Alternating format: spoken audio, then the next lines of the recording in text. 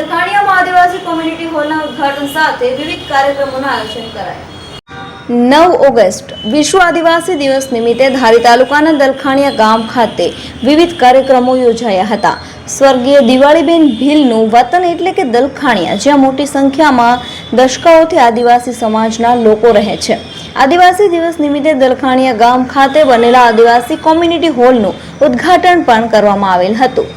આ ઉદ્ઘાટન લોકોની સુવિધા માટે બ્રોડગેજ અભિયાન અંતર્ગત અમરેલીથી વિસાવદર સુધી બ્રોડગેજ સુવિધાની વ્યાજબી માંગ કરી રહેલ અને હંમેશા લોકોને પડતી મુશ્કેલીઓ વિશે સરકારનું ધ્યાન દોરી સવલતો વધારનાર ધારી પત્રકાર સંઘના પત્રકારોના શુભ હસ્તે કરવામાં આવેલ।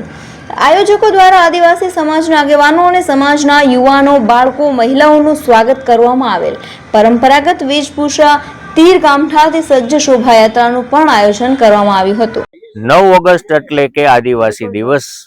આદિવાસીનું જે ગામ છે, દેશમાં ઘણી જગ્યાએ એવા ગામ છે કે ત્યાં આદિવાસી દિવસ મનાવવામાં આવે છે। એમ તો ધારી તાલુકાનું જે દલખાણીયા ગામ છે ત્યાં ભીલ પરિવાર અને આદિવાસી લોકોનો અહીં વસવાટ છે અને જે આદિવાસી દિવસ આવે છે તેને સારી રીતના ઉજવે છે। આપણી સાથે નિર્મલાબેન ભીલ છે, આપણે એની સાથે વાત કરશું કે આજનો દિવસ જે છે કઈ રીતના શું કાર્યક્રમ હોય છે, કેવું આયોજન છે?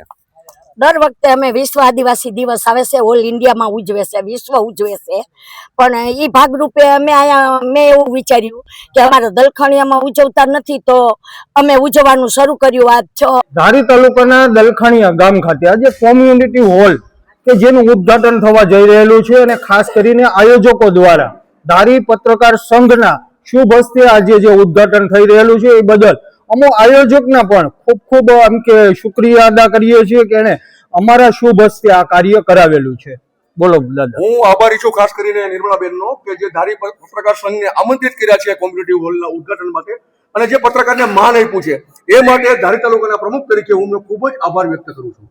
ઓકે, હાલો હવે રિબિન કાપે, હાલો લાવો કાતર બાતર, હાલો વનાભાઈ।